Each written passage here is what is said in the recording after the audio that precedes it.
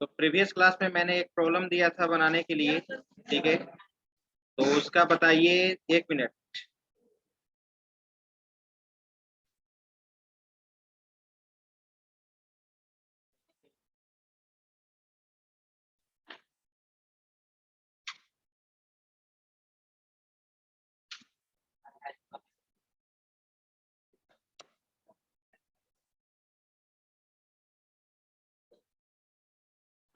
मैंने एक प्रॉब्लम दिया था, आप उसका बताइए कि एवरेज। 1 मिनट। Hello hello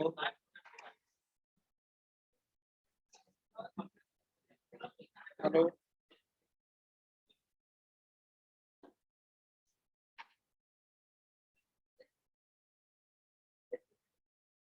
average turn around time equal to what?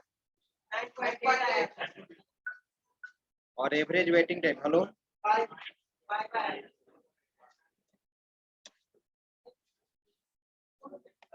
अभी तुम क्लास में हैं।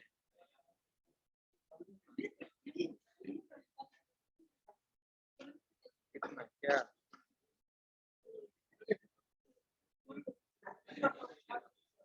अभी 1 आवर के बाद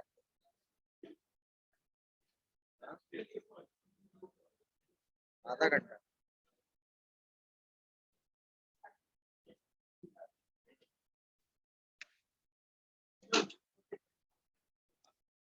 हाँ, तो ध्यान दीजिए। तो बताइए आप, एवरेज टर्न अराउंड टाइम क्या आया था? 9.8, ठीक है। और एवरेज वेटिंग टाइम 5, ठीक है। तो मैंने आज बोला था कि आज के क्लास में हम लोग प्रैक्टिस करेंगे ना। आप लोग कॉपी पे प्रॉब्लम बनाकर मुझे डायरेक्ट आंसर बताइए, ठीक है, कि उसका क्या आंसर आएगा। हाँ, मैं यहाँ पे प्रॉब्लम दे रहा हूँ, उसको बनाना है आपको। कॉपी कलम सभी लोग निकाल लीजिए। First problem,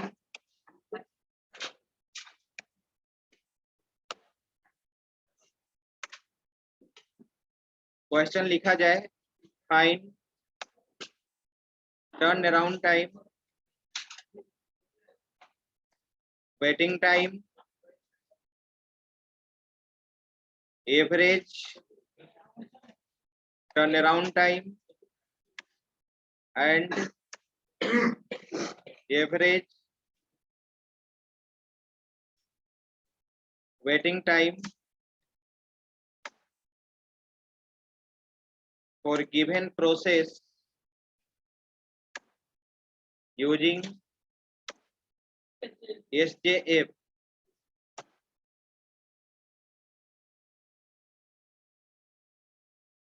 Process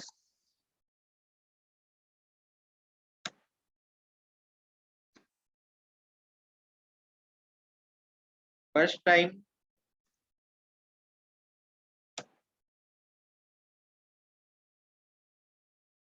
arrival time,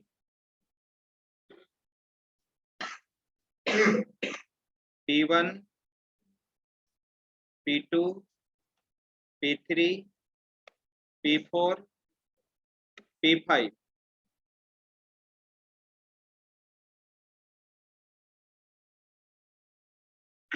First time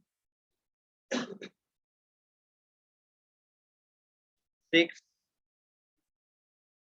4, 4, 9, 2. Arrival time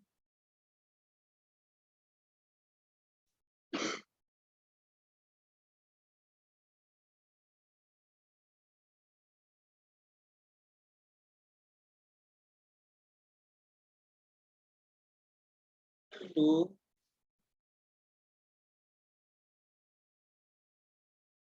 3, 4, 2, 1। ध्यान से यहाँ पे इस क्वेश्चन को बनाइएगा और ध्यान रहे, आपको मालूम है कि जब सीपीयू के पास कोई भी प्रोसेस नहीं होगा तो वो टाइम क्या कहलाएगा? Idle time. तो गैंट चार्ट में आपको आइडल टाइम को भी दिखाना होगा, ठीक है। आप ही बताइए, आप जानते हो ना कि गैंट चार्ट कहाँ से स्टार्ट होता है? 0 से, ठीक है। तो क्या 0 सेकेंड में कोई भी प्रोसेस सीपीयू के पास जा रहा है अराइवल टाइम में? देख रहे हैं? नहीं। तो गैंट चार्ट में 0 से लेकर 1 तक क्या हो जाएगा वो टाइम? आइडल टाइम ना। कोशिश कीजिए, मैं जानना चाहता हूं कि यहाँ पे कौन बना पा रहे हैं, कौन नहीं बना पा रहे हैं, ठीक है, क्योंकि सभी को कॉन्सेप्ट क्लियर होना चाहिए।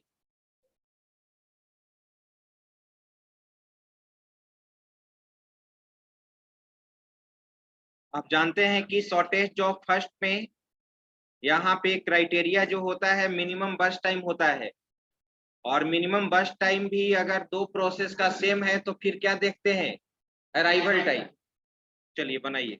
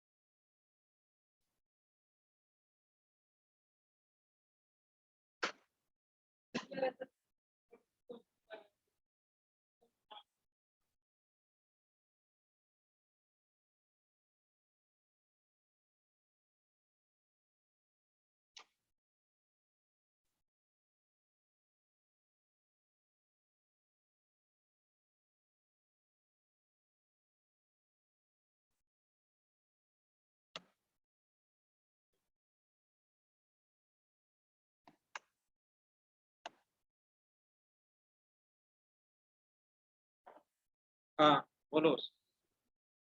सिकंदर कुमार बोलिए। Average turn around time 13 point.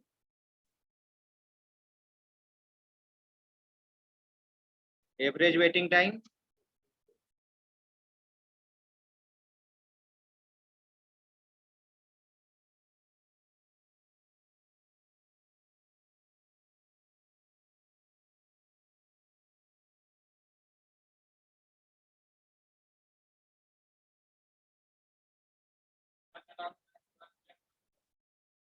Average turn around time क्या होगा?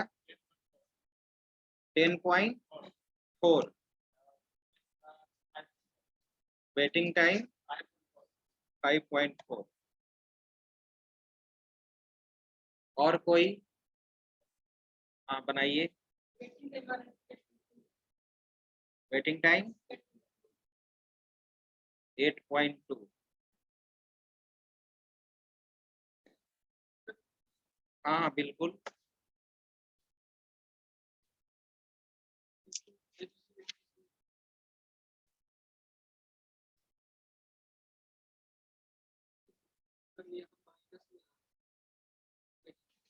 माइनस में नहीं आएगा, कहीं ना कहीं आपने गलती किया है। ये क्वेश्चन क्या एफसीएफ है? एफसीएफ कहता है first come first serve, first come first serve. जो प्रोसेस पहले आया है, देखिए तो सबसे पहले कौन सा प्रोसेस रेडी क्यू में आया है? P1। P1 शेड्यूल हो गया। P1 का एग्जीक्यूशन टाइम क्या है? 1। P1 का एग्जीक्यूशन टाइम क्या है? 1। तो P1 यहाँ पर आ गया। P1 का कंप्लीशन टाइम क्या हो गया? 1। इसके बाद 1 सेकेंड कंप्लीट होने के बाद कौन सा प्रोसेस रेडी क्यू में आया? P4 आ गया। तो P4 का 2 है, तो 1 + 2 क्या हो गया? 3। अब 3 सेकेंड में कौन सा प्रोसेस आया? P0। नहीं, 3 सेकेंड में नहीं है ना, कोई प्रोसेस है? नहीं है। तो 3 से 4 आपका क्या हो जाएगा? 3 से 4 आपका क्या हो जाएगा? Idle time. आइडल टाइम कहाँ निकाले आप? 3 से क्या बोले? 3 से 4। हाँ, P0 कैसे? P0 तो 4 में आ रहा है, ये आइडल टाइम हो जाएगा। सीपीयू के पास इस समय कोई भी प्रोसेस नहीं है। 4 सेकेंड, 1 सेकेंड तो वेट कर गया ना सीपीयू प्रोसेस को पाने के लिए। 4 सेकेंड हुआ तब ना प्रोसेस क्या आया? P0। अब 4 सेकेंड में कौन सा आया? P0। अब 4 से कहाँ तक? 7 तक। अब सही हुआ। 7 में कौन आ गया? 7 में कौन आया? वो भी नहीं है। तो 7 में भी नहीं है, 8 में भी नहीं है, 9 में भी नहीं है। तो 7 से लेकर 9 तक क्या हो गया? आइडल टाइम हो गया। हरी बात समझ में? 9 में कौन सा प्रोसेस आया? P2।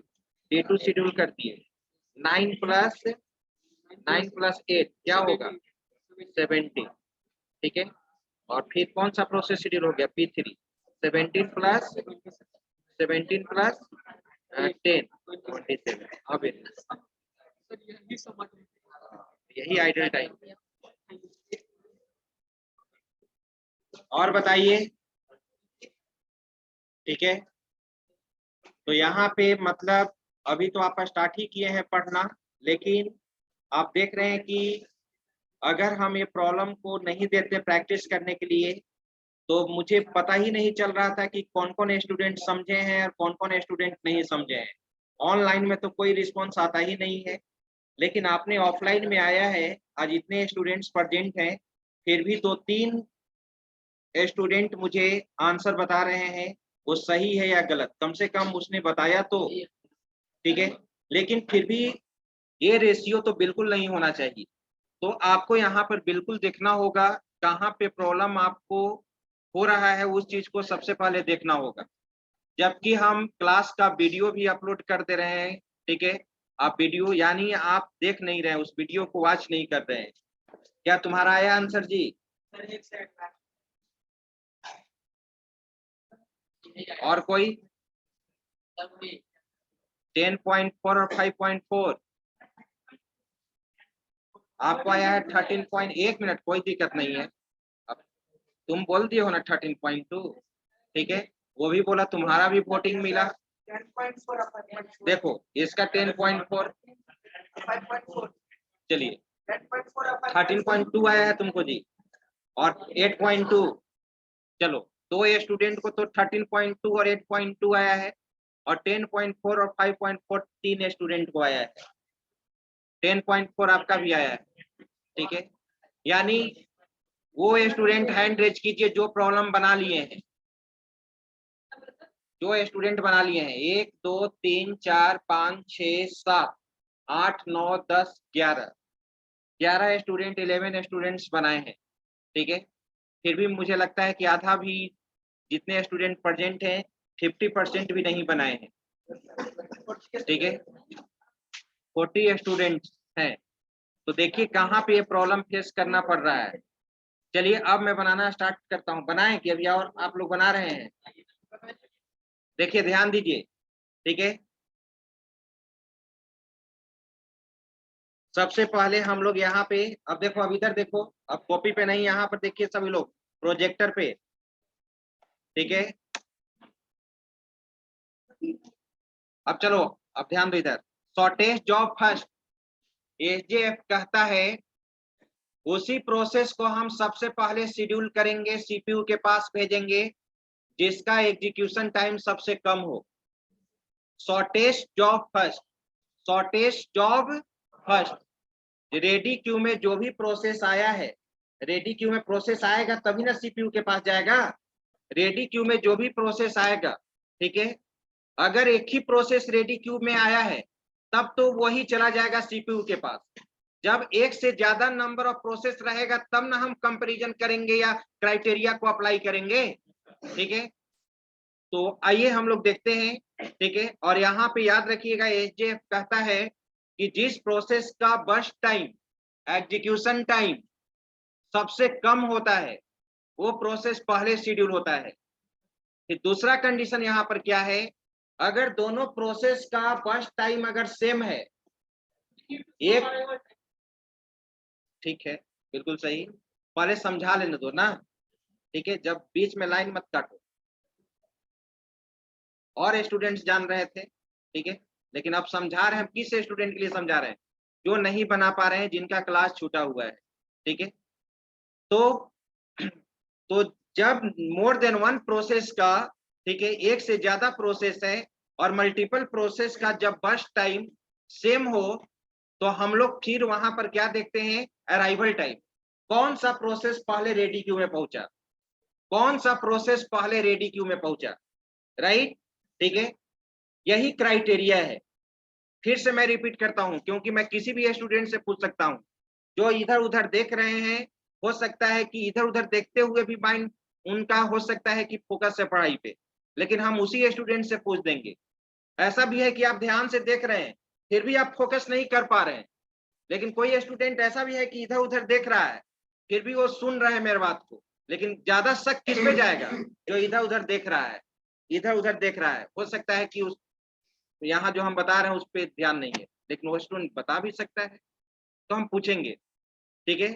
तो एसजेएफ का क्राइटेरिया होता है कि जो भी प्रोसेस रेडी क्यू में जितने भी प्रोसेस हैं जिनका बर्स्ट टाइम, बर्स्ट टाइम कहने का मतलब execution time, processing time, CPU time, जिसका सबसे कम हो वो प्रोसेस पहले शेड्यूल होता है, ठीक है।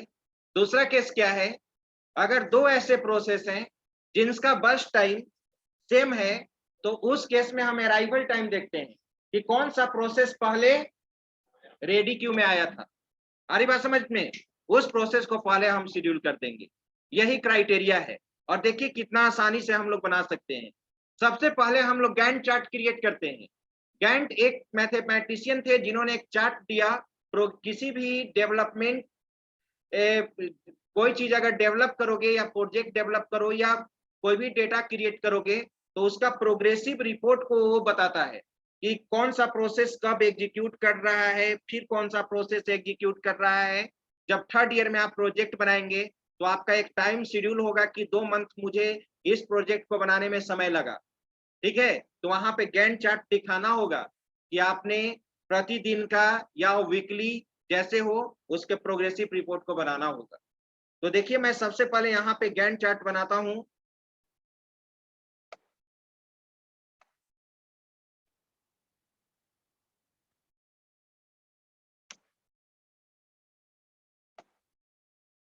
और यहाँ पे हम लोग एनोटेशन यूज कर लेते हैं।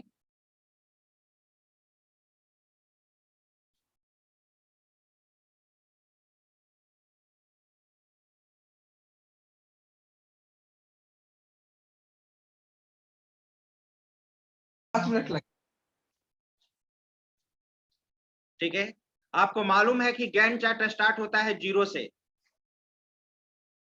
आप ही बताइए, देखिए तो 0 सेकेंड में कोई भी प्रोसेस रेडी क्यू में पहुंच रहा है? ये हमारा अराइवल टाइम है। आप देख रहे हैं किसी भी प्रोसेस का अराइवल टाइम 0 नहीं है, राइट, ठीक है। कौन सा प्रोसेस सबसे पहले पहुंच रहा है इसमें? P5 1 सेकेंड ना, yes 1 सेकेंड में ये पहुंच रहा है। तो यानी 0 से लेकर 1 तक हमारे सीपीयू के पास कोई भी प्रोसेस नहीं है। यानी सीपीयू प्रोसेस को पाने के लिए 1 सेकेंड तक वेट किया, 1 सेकेंड तक क्या किया? वेट किया, ठीक है। तो अगर सीपीयू के पास अगर कोई भी प्रोसेस नहीं है जितने समय तक, वो समय आइडल टाइम कहलाता है, IDLE, ठीक है। अब जैसे ही 1 सेकेंड कंप्लीट हुआ, कौन सा प्रोसेस रेडी क्यू में आया? P5। देखो यहाँ पर P5 का अराइवल टाइम क्या है? 1 है। P5 का अराइवल टाइम क्या है? 1। यानी रेडी क्यू में P5 आ गया, राइट। और रेडी क्यू में जब P5 आ गया, बनाइए मत, अभी देखिए जो समझा रहे हैं। रेडी क्यू में P5 आ गया, ठीक है। तो P5 आ गया तो डायरेक्ट इसको सीपीयू के पास भेज देंगे ना। Yes sir. हम क्राइटेरिया तभी ना देखेंगे जब हमारे पास मल्टीपल प्रोसेस होगा। कंपटीशन तभी ना होगा जब हमारे पास मोर देन 1 स्टूडेंट होगा, ठीक है। अगर एक ही स्टूडेंट सिलेक्ट हुआ है तो उसी स्टूडेंट को इमीडिएटली हम ज्वाइन करा देंगे, ठीक है। वहां पे कोई क्राइटेरिया फुलफिल नहीं होगा, ठीक है। तो हम यहाँ पे, ठीक है, जैसे ही P5 हमारा रेडी क्यू में आया, P5 को मैंने शेड्यूल कर दिया सीपीयू के पास, P5 को मैंने भेज दिया। और P5 को जैसे ही आपने भेजा, P5 कब तक एग्जीक्यूट करेगा? इसका एग्जीक्यूशन टाइम क्या है? 2 है। फर्स्ट टाइम आपका 2 है, ठीक है। 2 सेकेंड तक एग्जीक्यूट किया, राइट। अब 2 सेकेंड तक एग्जीक्यूट करते करते रेडी क्यू में नया प्रोसेस कौन कौन आकर बैठ गया? तुम बताओ जी, सबसे लास्ट में। 2 सेकेंड कंप्लीट होते होते हमारे रेडी क्यू में नया प्रोसेस कौन सा आया? P1 और, वेरी गुड, बैठो, P1 और P4 आ गया। देखिए यहाँ पर अराइवल टाइम P1 का भी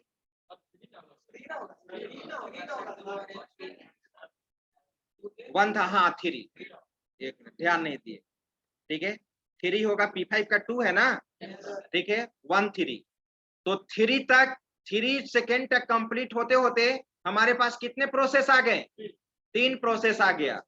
P1 भी आ गया, P2 भी आ गया, P4 और P4 भी आ गया, राइट। यानी रेडी क्यू में P1 भी आकर बैठ गया, P2 भी आकर बैठ गया, और P4 भी आकर बैठ गया। अब तो यहाँ पर अब प्रश्न उठेगा ना कि किस प्रोसेस को शेड्यूल करें, तुम बताओ। हाँ, नहीं हो, नाम भी बता दे जाओ। इसी तरह से नाम पूछेंगे 4-5 बार तभी याद होगा। जिसका नाम सिकंदर याद हो गया, केशव याद हो गया, तुम्हारा नाम। लेकिन क्लास में रेगुलर रहिएगा तब। चलो फेस्टिवल था, लेकिन अब क्लास में आप लोग रेगुलर रहिए। क्या नाम? अमित कुमार। तो बताइए अमित, आप अमित यहाँ पर मुझे बताओ कि रेडी क्यू में P1 भी है, ठीक है, P2 भी है, और P4 भी है। तीनों में से किसको हम सीपीयू के पास भेजें? P1 P2 को। P2 को क्यों? P2 को अराइवल टाइम से कुछ मतलब नहीं है। इसका फर्स्ट क्राइटेरिया क्या होता है? First time. तो अब बताइए, फर्स्ट टाइम सबसे कम है। फर्स्ट टाइम क्या है? सबसे कम है। यहाँ पर देखो तो P1 यहाँ पर है, और कौन सा था? P2 है, और कौन सा है? P4 है। तो P2 इसलिए शेड्यूल होगा कि P2 का बर्स्ट टाइम क्या है? सबसे कम है। बैठ जाइए। P2 को मैंने यहाँ पे शेड्यूल कर दिया, P2 को मैंने यहाँ पे शेड्यूल कर दिया। अब P2 का एग्जीक्यूशन टाइम क्या है? 4। तो 3 + 4 क्या हो जाएगा? 7। यानी 7 यूनिट में जाकर P2 का कंप्लीट एग्जीक्यूशन हो जाएगा। अब 7 सेकेंड कंप्लीट होने के बाद नया प्रोसेस रेडी क्यू में कौन कौन आया? नहीं, पहले से तो है ही, P1 तो पहले से है, P1 पहले से है, और P4 भी पहले से है, P3 भी आ गया, और बस P5 तो ऑलरेडी एग्जीक्यूट कर गया है। हो गया। P5 हमारा ऑलरेडी एग्जीक्यूट कर गया है। और कौन एग्जीक्यूट कर गया है जी? P2 एग्जीक्यूट कर गया है। तो बचा कौन? P1 P3 P4। अब तीनों में बस टाइम सबसे कम किसका है? P3 का ना। तो P3 हमारा शेड्यूल हो जाएगा। P3 को शेड्यूल करो। देखिए कितना आसान है। आप बस फोकस करना, आप पढ़ नहीं रहे, ऐसे काम नहीं चलेगा। देखिए कल हम लोग संडे को भी जो बच्चा टेक्निकल राउंड में टेक्निकल राउंड का कल, आज विप्रो का इंटरव्यू था। कल हम लोग 5 से 8 बजे तक 3 घंटा हम लोग क्लास लिए हैं, ठीक है। आज उस, लेकिन मात्र अभी जो टेक्निकल राउंड में बचा आया है 52 या 53 के आसपास। तो सोचिए, तो अभी अब उसका डेटा अभी मुझे अभी नहीं मिला है, लेकिन इस चीज को आपको ध्यान देना होगा। आप तभी ना, आपको समय, मैंने पहले से भी मैंने बोला है कि समय आपको जाते मतलब देरी नहीं है। आप फर्स्ट ईयर हो गए, फिर तुरंत जाएंगे सेकेंड ईयर, और सेकेंड ईयर जाते जाते एग्जाम होते होते, ठीक है। देखिए अभी सेकेंड ईयर का एग्जाम नहीं हुआ है, जो बच्चे थर्ड ईयर में जाएंगे फिर भी वो इसमें इंटरव्यू में बैठे और सिलेक्ट हो रहे हैं, टेक्निकल राउंड तक पहुंचे हैं। तो आपके पास समय कहाँ है? और आपको बताना होगा, जो पूछा जाता है कि एड ऑन पेपर में कौन कौन सा पढ़े हो, कौन कौन सा प्रोग्रामिंग पेपर पढ़े हो, सी पढ़े हैं, ठीक है, HTML पढ़े हैं, PHP पढ़े हैं या पाइथन पढ़े हैं, तो उसमें कॉन्सेप्ट होगा तब ना। तो जब तक हम कैसे माने कि आप जब ऑपरेटिंग सिस्टम में आप यहाँ पर आंसर नहीं दे रहे हैं, किसी सब्जेक्ट में नहीं दे रहे हैं, हो सकता है कि आप दूसरे सब्जेक्ट में भी नहीं देंगे, वो भी हम कभी चेक कर लेंगे। आपको लगता होगा कि आप कह सकते हैं कि सर मेरा ऑपरेटिंग सिस्टम फेवरेट नहीं है, अभी तो कोई फेवरेट सब्जेक्ट अभी आपको बनाना ही नहीं है।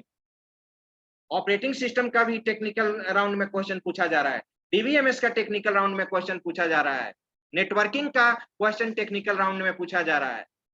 हाँ, जो काम करना है वो तो प्रोग्रामिंग है ही। मैंने शुरू से भी कहा है कि प्रोग्रामिंग पे सबसे ज्यादा आपको फोकस करना है, ठीक है। DBMS में डेटाबेस ऑरेकल आता है, MySQL आता है, SQL सर्वर आता है। DBMS का ऐसा क्वेश्चन, कॉमन क्वेश्चन होगा जो सभी में पूछा जाएगा। लेकिन अब क्लास में आपको रेगुलर रहना होगा। अब ऑनलाइन स्टूडेंट्स, ठीक है, फैसिलिटी दिया गया है ऑनलाइन स्टूडेंट, लेकिन आप ऑनलाइन में क्लास करो और ऑफलाइन में क्लास करो, बहुत अंतर है। अब एक स्टूडेंट को प्रॉब्लम हुआ FCFS में, आकर पूछ लिया, आप कैसे पूछिएगा? तो अभी जिस कारण से आप ऑनलाइन घर पे हैं, लेकिन आप कोशिश कीजिए कि हमारा अटेंडेंस, अधिकतर जो अटेंडेंस हो ऑफलाइन मोड में हो। चलिए, तो P3 का देखिए, तो P3 का बस टाइम क्या है हमारा 4, तो 7 + 4 क्या होगा 11, राइट। अब नया प्रोसेस तो आने वाला है नहीं, तो P3 भी हमारा कंप्लीट एग्जीक्यूट कर गया। अब P1 और P4 बचा। P1 और P4 में बस टाइम किसका कम है? P1 का, तो P1 शेड्यूल हो गया, ठीक है। P1 शेड्यूल हो गया, तो P1 यहाँ पर उसका एग्जीक्यूशन टाइम 6 है, 11 + 6 क्या हो जाएगा 17 हो जाएगा, ठीक है। P1 के बाद फिर कौन सा हो जाएगा P4 हो जाएगा। P4 का क्या है एग्जीक्यूशन टाइम 9, तो 17 + 9 क्या हो जाएगा 26, यानी 20 सेकेंड कंप्लीट होते होते सारा प्रोसेस हमारा क्या हो गया एग्जीक्यूट कर गया, राइट। अब हम इसका, ठीक है, एक चार्ट क्रिएट करेंगे जिसमें हर प्रोसेस का टर्न अराउंड टाइम निकालेंगे और वेटिंग टाइम निकालेंगे। तो आइए, एक तरफ प्रोसेस,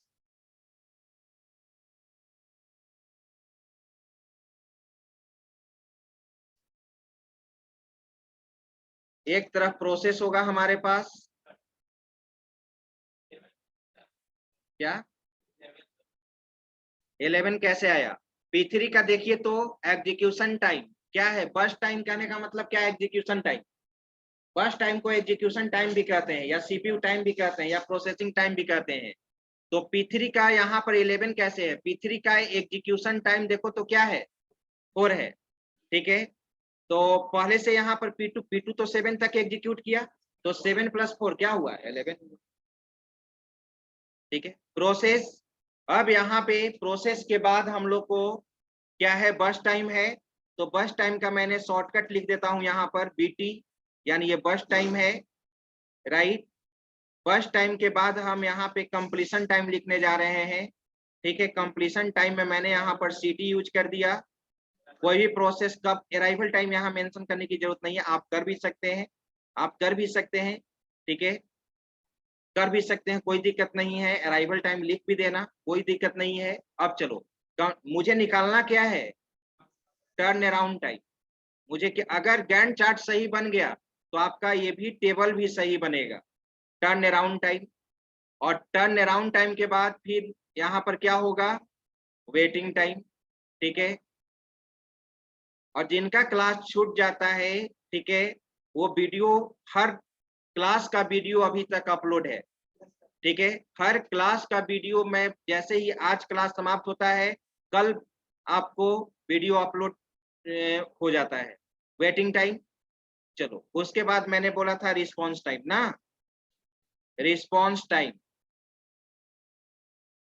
चलिए अब कैलकुलेट कीजिए, यहां पर लिख दिया जाए P1 है, P2 है, P3 है, P4 है, P5 है, राइट। P1 का बर्स्ट टाइम 6 है, 4 है, 4, 9, 2। कंप्लीशन टाइम, यहां देखिए कंप्लीशन टाइम, यानी P1 को कंप्लीट एग्जीक्यूट करने में कितना समय लगा, देखिए तो P1 यही है ना 17, यानी 17 कंप्लीट एग्जीक्यूट करने में लगा। हो सकता है कि P1 P3 के लिए वेट किया, P2 के लिए वेट किया, P5 के लिए वेट किया, लेकिन P1 को तो तभी ना, जब आपका बैंक में गए हो, जब आपका काम वहां समाप्त होगा तभी ना आप लौटिएगा। तो P1 का काम समाप्त हुआ 17 सेकेंड में, तो P1 का कंप्लीशन टाइम हम यहाँ पर क्या लिख देंगे, 17 लिख देंगे, ठीक है।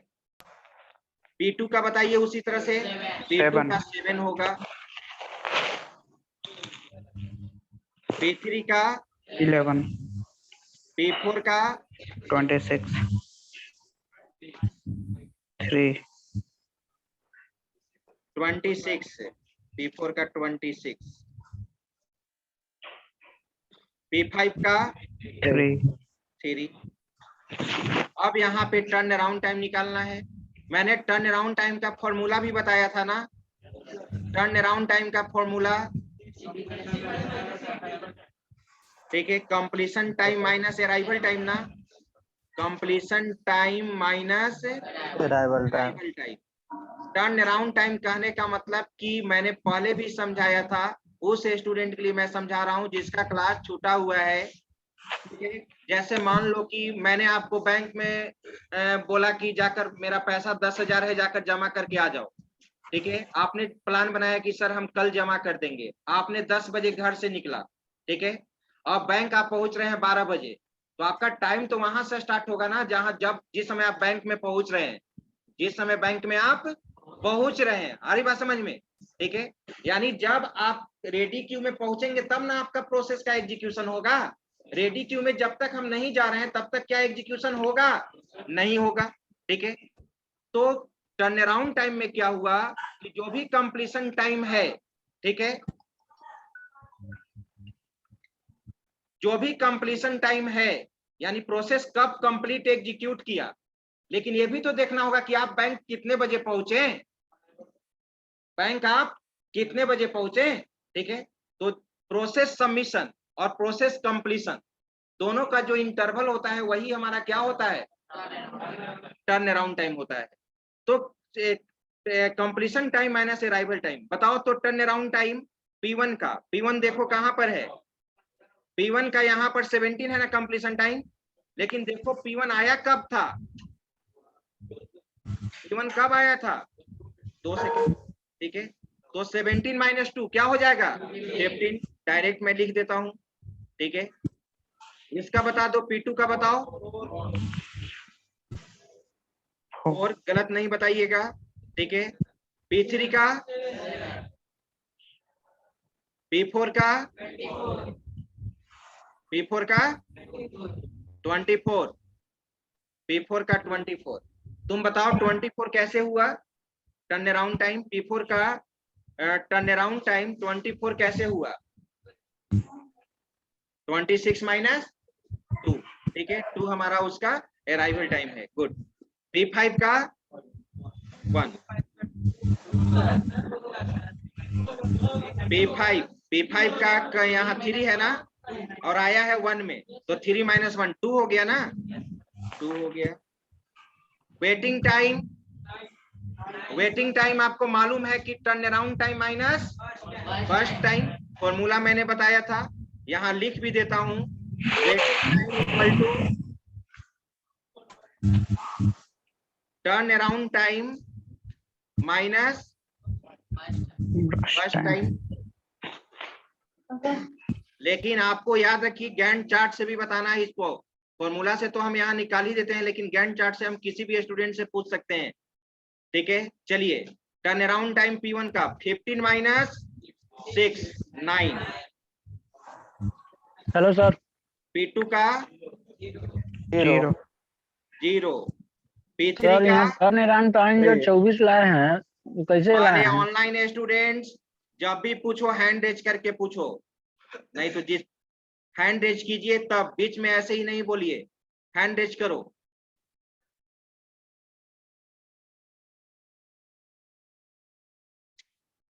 हिमांशु सिंह, हाँ बोलो हिमांशु। सर जैसे P4 का जो टर्न अराउंड टाइम 24 लाए हैं सर, तो 26 माइनस किस में से घटा है सर? हाँ 26 माइनस अराइवल टाइम। देखो तो P4 का अराइवल टाइम क्या है क्वेश्चन में, देखो P4 का अराइवल टाइम बोलो सर 2 है, और इसका कंप्लीशन टाइम क्या 2 है? है सर 2। 26 26 माइनस 2 कंप्लीशन टाइम है इसका sir 26। Yes sir, thank you sir. Okay चलिए यस यहाँ पर बताओ जी। सर। 7 3 यहाँ पे 15 यहाँ पे 0। ठीक है, अब मुझे कोई भी स्टूडेंट मुझे बताएं कि P3 का वेटिंग टाइम 3 कैसे है। कहने का मतलब P3 को, P3 का एग्जीक्यूशन टाइम देख लो, बस टाइम P3 का क्या है 4, यानी P4 को 4 सेकेंड समय चाहिए एग्जीक्यूट करने के लिए। ठीक है, लेकिन 4 सेकेंड एग्जीक्यूट करने के लिए वो 3 सेकेंड तक उसको वेट करना पड़ रहा है बैंक में। तो 3 सेकेंड वो किस किस के लिए वेट कर रहा है आपको गैंट चार्ट से समझाना है। मान लो कि P3 तुम हो और बैंक में पैसा जमा करने गया, और जमा करने में तुमको वेटिंग जिस समय गए हो, ठीक है, वो जिस समय आप गए हैं, ठीक है, और आपको पैसा जमा करने में 3 सेकेंड वेट करना पड़ा, तब आप फ्रंट में काउंटर पे पहुंचे। आ रही बात समझ में? ठीक है, तो आप बताओ मुझे कि P3 का वेटिंग टाइम 3 कैसे है, किस किस प्रोसेस के लिए वेट किया? नहीं किसी से, एक मिनट, तुम बताओ जी सबसे पीछे में क्या क्वेश्चन पूछे? क्वेश्चन क्या अभी पूछे हम?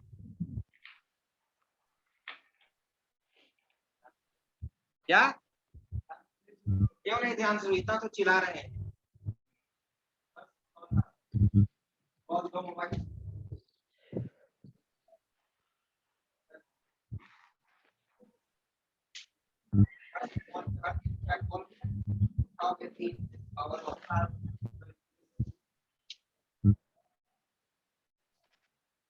पंद्रह साल से यही काम कर रहे हैं, पढ़ा रहे हैं।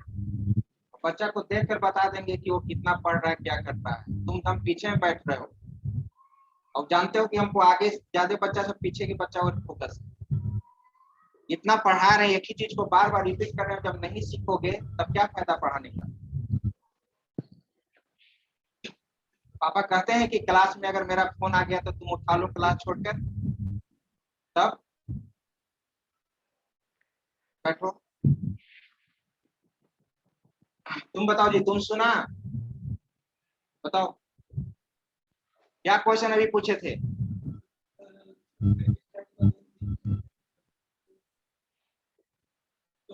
वेरी गुड, एग्जैक्ट उसने बता दिया जो मैंने क्वेश्चन पूछा। P3 को 3 सेकेंड कैसे उसको वेट करना पड़ रहा है, बताइए कैसे वेट करना पड़ रहा है। ये है हमारा गैंट चार्ट। P3 को एग्जीक्यूट करने के लिए, P3 का एग्जीक्यूशन टाइम 4 है, 4 सेकेंड एग्जीक्यूट करने के लिए इसको 3 सेकेंड वेट करना पड़ रहा है P3 को। किसके किसके लिए?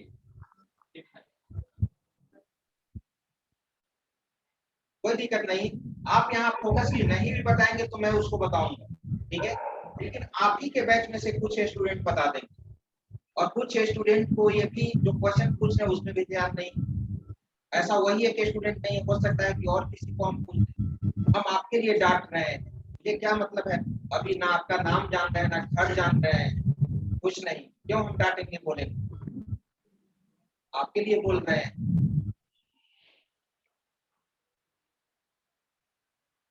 बैठो, तुम बताओ। चलो कम से कम ये तो बहुत अच्छा बोला कि सर P5 के लिए भी वेट कर रहा है और P2 के लिए भी वेट कर रहा है। इसके पहले P5 और P2 वेट कर रहा है, P2 एग्जीक्यूट कर रहा है, तो वेट कर रहा है ना, ठीक है। तो चलिए अब बताओ कि P2 के लिए कितना वेट करेगा और P5 के लिए कितना वेट करेगा।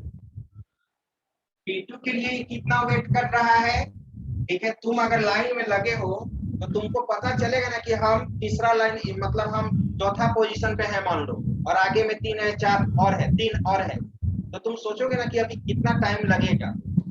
अगर ज्यादा टाइम लगता है तो तुम लाइन से निकल जाते हो और कुछ काम करने लगते हो या जो भी। सोचो, यही तो सोचना है।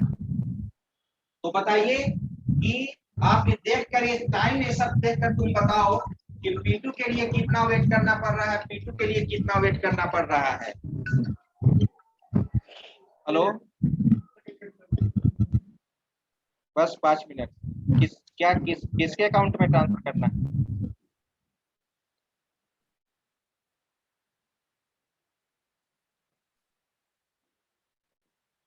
फोन पे है?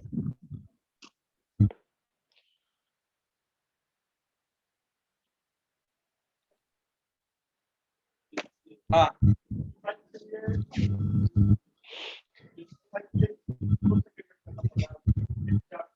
आइए देखते हैं, बैठो, ध्यान दीजिए। तो नहीं, मेहनत आप लोग नहीं कर रहे, मेहनत कीजिए तभी पढ़ने में, तभी हम सारा एल्गोरिथम आपको पढ़ाएंगे ओएस का, ऑपरेटिंग सिस्टम का। अगर आप मेहनत नहीं करेंगे तो हम भी नहीं मेहनत करेंगे। मुझे लगेगा ही नहीं कि कुछ रिस्पॉन्स नहीं आपके बैच से मिल रहा है, ठीक है। ऐसा भी होता है कि एक बैच को ज्यादा कोई टीचर पढ़ा देता है, एक बैच को कम, ये भी होता है। और बैच के परफॉर्मेंस के अनुसार पढ़ाई होता है। इसीलिए हम बार बार बोलते हैं कि अभी आपको फर्स्ट ईयर है, क्लास में रेगुलर रहिए, वीडियो भेजिए हर दिन का। फाइनल ईयर का वीडियो कुछ दिन हम लेट भी कर देते हैं, लेकिन आप लोग का वीडियो पहले अपलोड करके पहले हम भेजते हैं। चलो देखो तो P5 और P2 बताओ, P2 के लिए कितना वेट कर रहा है P3? पहले 3 और 7 में डिफरेंस निकालो, क्या हुआ 3 और 7 में? 4, राइट। और P5 में चलो 1 और 3, 2 हुआ, राइट, ठीक है। यानी 4 + 2 यहाँ पर क्या हुआ? 6 सेकेंड तक P5 और P2 एग्जीक्यूट कर रहा है ना, तब ना इसको मौका मिला P3 को। लेकिन आपको ये भी तो देखना होगा कि आप कब बैंक में पहुंचे, आप कब बैंक में पहुंचे, ठीक है। क्या जिस समय पहुंचे हैं उसी समय से दोनों लाइन में लगा हुआ है, ठीक है। तो ये चीज आपको यहाँ पर देखना होगा आपको। तो देखो तो P3 का अराइवल टाइम जरा देखो, 4 है, यानी P5 कंप्लीट एग्जीक्यूट कर गया है।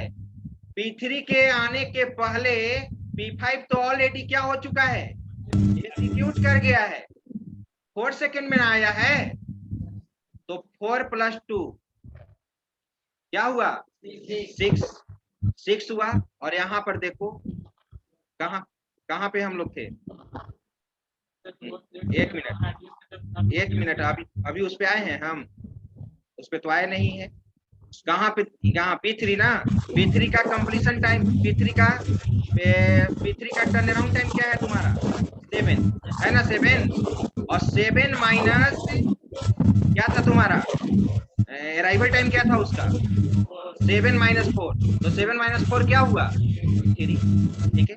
अब उससे क्या मतलब है इसके अराइवल के लिए? ये तो 0 से लेकर 1 तक, तो ये क्या हुआ? मान लो कि तुम बैंक कर्मचारी हो, अब 2 घंटा तक कोई कस्टमर आया ही नहीं आया, तो कोई 2 घंटा के बाद पहुंचता है तो उसका 2 घंटा, वो तुम्हारे लिए 2 घंटा आराम वाला टाइम आ गया था ना, आइडल टाइम था, तो उसको तो इसमें कोई कैलकुलेट नहीं करेंगे। क्यों कैलकुलेट करेंगे? इसमें करेंगे। इसमें आप जो प्रोसेस जिस समय पहुंचेगा उसी समय से ना तुम काउंट करोगे। तो यहाँ पर सीधे देखो, यहाँ पे जो तुम्हारा क्या था,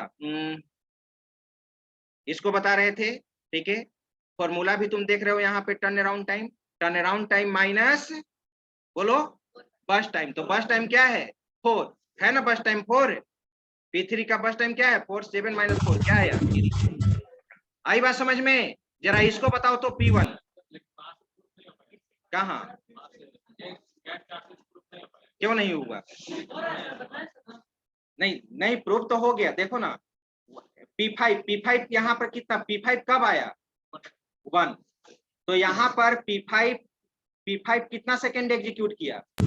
2 सेकेंड। P2 4, तो 4 2 6 हुआ ना यहाँ पर, ठीक है। अब P3 यानी 6 सेकेंड यहाँ पर तो देख रहा है कि P3 6 सेकेंड यहाँ पर तुम देख रहे हो गैंट चार्ट में, राइट। अब तुम देखोगे ना कि P3 कब पहुंचा P3, बताओ तुम ही। 4 पे P3 कब पहुंचा? 4 पे पहुंचा, ठीक है। यानी कहाँ, यही है ना तुम्हारा, ठीक है। 4 + 2, अच्छा यहाँ पे नहीं, वो डायरेक्ट फॉर्मूला से चल रहे थे। वेरी गुड, ठीक है। यहाँ पर देखो, सही में कह रहा है कि गैंट चार्ट से यहाँ पे प्रूफ नहीं हुआ, ठीक है। 2 + 4 6 हुआ यहाँ पर, और इसका अराइवल टाइम क्या है? 4। तो वैसे 6 माइनस क्या हुआ? 4। ये मैंने पहले भी बताया था ना, आइडल टाइम के केस में।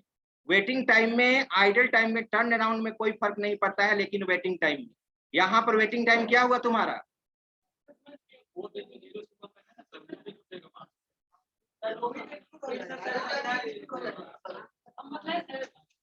नहीं, वो सही बोल रहा है। आइडल टाइम इसमें इंक्लूड हो जाएगा। यहाँ पे डायरेक्ट हम फॉर्मूला से ले रहे थे तब ना, डायरेक्ट ये फॉर्मूला पे जैसे रियल लाइफ से समझा रहे थे, तो उसको सटीक नहीं बैठ रहा है। हाँ, तो एक आइडल टाइम भी प्लस हो जाएगा, आइडल टाइम भी क्या हो जाएगा? प्लस हो जाएगा। तो 2 + 4 क्या हुआ? 6, ठीक है। और एक आइडल टाइम था ना, यानी 7 माइनस, अब यहाँ पे किस समय पहुंच रहा है? 4। तो 7 - 4 क्या होगा? आइडल टाइम को हम छोड़ रहे थे। हाँ, क्या बोल रहे हैं? कौन? आइडल भी लेना पड़ेगा, राजकुमार आइडल भी लेना पड़ेगा। हाँ, वो हम सोचे कि रियल लाइफ के अनुसार नहीं है, रियल लाइफ के अनुसार नहीं हुई। एक आइडल टाइम वाला और पहले भी मैंने बताया था ना। हाँ, आइडल टाइम को भी प्लस करना होगा। चलो, अब तो आप एवरेज निकाल देंगे ना।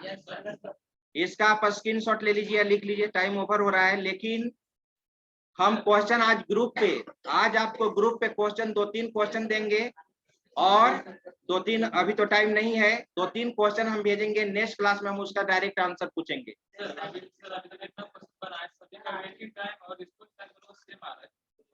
वो नॉन प्रिम्पसन के केस में अलग आएगा, प्रिम्पसन के केस में अलग आएगा।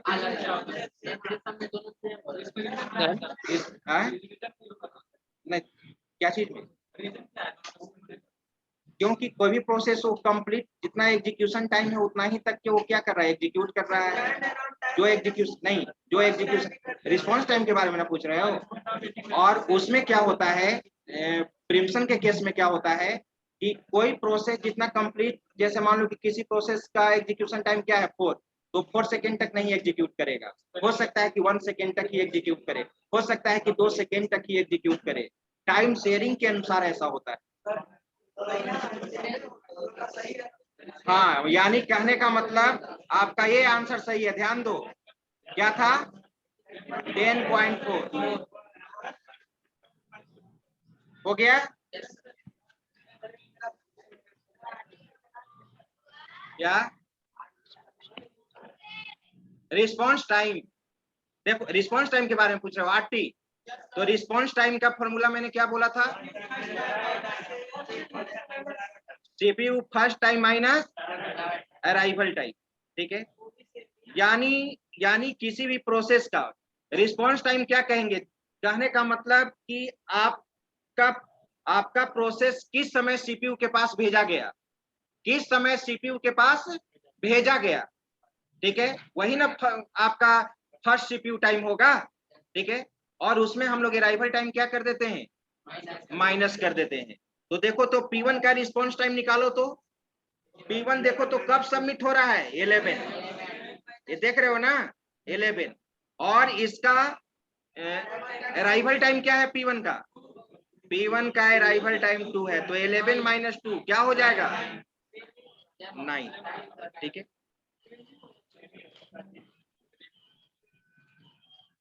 यही है। बताएंगे, उसके लिए एक चीज और जानना पड़ेगा।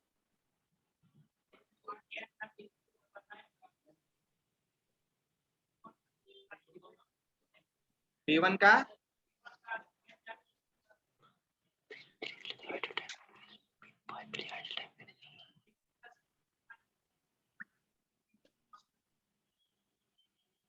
उसी तरह से वही कॉन्सेप्ट अब नेक्स्ट क्लास में करेंगे, ठीक है। अब क्लास में मैथ का लेट हो, क्या प्रॉब्लम, नहीं अब टाइम नहीं, नेक्स्ट क्लास में, अब जो भी प्रॉब्लम है नेक्स्ट क्लास में,